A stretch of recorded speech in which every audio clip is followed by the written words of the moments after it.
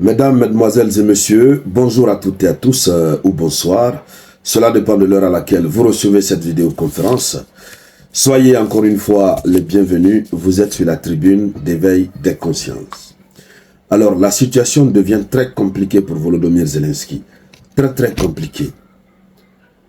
Et donc, les Ukrainiens ont trouvé une nouvelle technique pour se soustraire, n'est-ce pas, à l'obligation de se faire enrôler dans l'armée. Puisque, à chaque fois qu'ils s'enrôlent dans l'armée, ceux qui se sont enrôlés dans l'armée, qui sont allés au front, sont revenus dans des caisses du repos éternel. Certains même ne sont jamais revenus. Donc, ils connaissent déjà leur sort. Les Ukrainiens savent exactement ce qui les attendent, n'est-ce pas, au front. Et c'est pourquoi, avant cette nouvelle technique que nous allons aborder tout à l'heure, que les Ukrainiens viennent de mettre en œuvre, avant cela, on a vu beaucoup prendre la poudre d'escampette, fuir simplement. Mais vous savez qu'il y a une loi martiale qui a été introduite dans la constitution ukrainienne qui oblige tous les citoyens à se faire enrôler dans l'armée lorsqu'on a besoin de vous. C'est ce qu'ils appellent la mobilisation. On a vu certains tenter de fuir. Ils ont été rattrapés au niveau de la frontière. Certains ont dû amadouer les responsables militaires, les corrompre avec de l'argent. Ainsi, ils ont pu passer les frontières.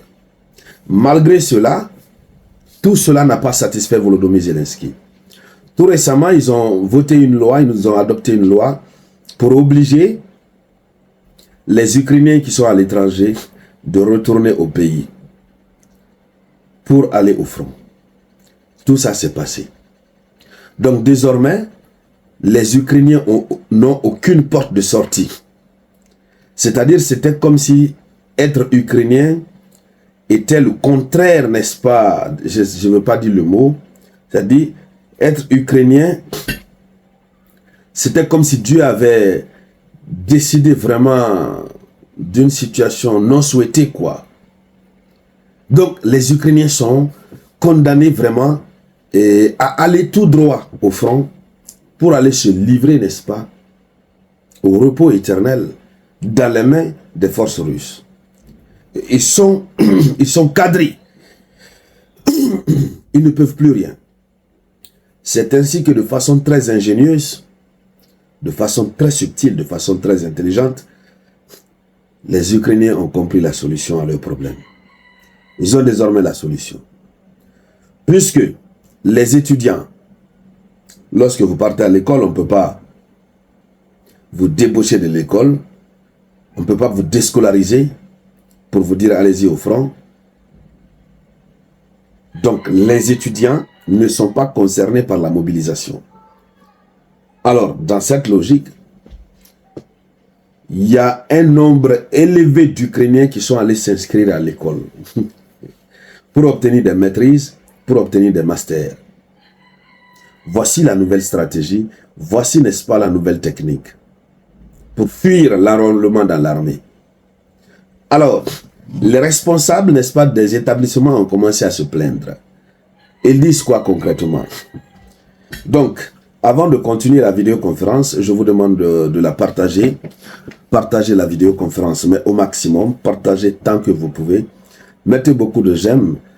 Et surtout, n'oubliez pas de cliquer sur la cloche de notification pour activer la notification. Donc, les responsables disent qu'il y a une multiplication par 2 du nombre, n'est-ce pas, de personnes souhaitant s'inscrire à des cours de maîtrise et de 3e cycle dans les universités ukrainiennes. Oui, le nombre s'est dédoublé. C'est une première du genre. Ils sont surpris. Alors, les établissements disent carrément que cela peut être lié au fait que les hommes en masse veulent éviter d'être mobilisés dans les rangs des forces armées ukrainiennes. Voici ce que, n'est-ce pas, a dit le vice-ministre ukrainien de l'éducation et des sciences. Il s'appelle Mikhail Vinitsky. Donc, il a vite compris. Les gens ne veulent pas se faire enrôler. Mais cette technique est très intelligente, hein, ils sont très intelligents. Oui, refuser de se faire enrôler en s'obligeant à s'inscrire à l'école. Oui, pour des cours de master, pour des cours du 3e cycle, ils s'inscrivent. Peu importe, même s'ils ne vont rien comprendre là-bas, mais l'essentiel que leur vie soit sauve. Alors, le vice-ministre, il dit ceci. Il dit il y a quelque chose d'alarmant, car nous nous trouvons dans une situation où les tests d'entrée pour les études de master et de 3e cycle sont unifiés. Et où cette année, un nombre record de personnes se sont inscrites. En règle générale, nous avons environ 110 000 à 120 000 personnes qui s'inscrivent à ce test. Et il dit, mais cette année, le nombre a déjà dépassé les 200 000, avec un grand nombre d'hommes plus âgés qui ont manifestement leur propre raison de s'inscrire et de vouloir, n'est-ce pas, suivre des programmes éducatifs.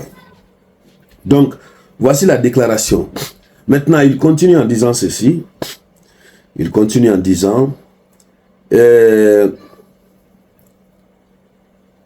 voilà, il dit, l'éducation ne devrait pas être un moyen de se soustraire à une obligation constitutionnelle. Il dit que l'éducation ne devrait pas être un moyen de se soustraire à l'obligation constitutionnelle. Ok. Obligation constitutionnelle qui équivaut au repos éternel. Avec aller se former et ne pas aller au repos éternel. Monsieur le ministre, si c'est vous, qu'est-ce que vous choisissez? Ces gens ont raison. Ils sont simplement intelligents. Ils ne veulent pas se faire enrôler dans l'armée. Et c'est le moment quand même, pour tous ces ministres qui sont autour, n'est-ce pas, de Volodymyr Zelensky, de comprendre que, évidemment, les gens en ont marre. Mais chaque jour que Dieu fait, ils voient leurs amis partir. Et puis ils ne reviennent plus. Qu'est-ce que vous voulez qu'ils fassent? Ces ministres autour de Zelensky doivent lui faire comprendre qu'il faut faire le pas vers la paix. C'est de cela qu'il s'agit. Mais malheureusement, eux tous sont là en train de s'enrichir grâce à cette guerre. Ils s'enrichissent tous. Et la plupart même d'entre eux, leur souhait, c'est que le conflit ne prenne jamais fin. Puisque eux, en tant que ministres, ils sont bien sécurisés, ils sont bien gardés, et des gardes qui sont payés par l'État ukrainien. Eux ne risquent rien. Eux ne partent pas au front. Ils peuvent continuer à se remplir les poches, et lorsque ça ne va pas, ils peuvent démissionner, aller se coucher aux îles Maldives, aller se coucher partout où ils veulent et manger leur argent au calamar. Mais la population, ces pauvres personnes qu'on envoie doucement au repos éternel. Il faut penser à eux. Alors donc, chères dames, chers messieurs, voici ce qu'il faut dire sur l'attitude de ces Ukrainiens, mais qui, on ne sait pas qu'est-ce qui va se passer, sûrement, ils vont décider de ne plus recevoir ou bien de fermer même ces programmes d'études, puisque Zelensky est capable de tout. Alors, chères dames, chers messieurs, merci encore une fois pour votre participation à la vidéoconférence. Je vous reviens tout à l'heure avec de nouvelles actualités. C'était la voix de votre unique samouraï.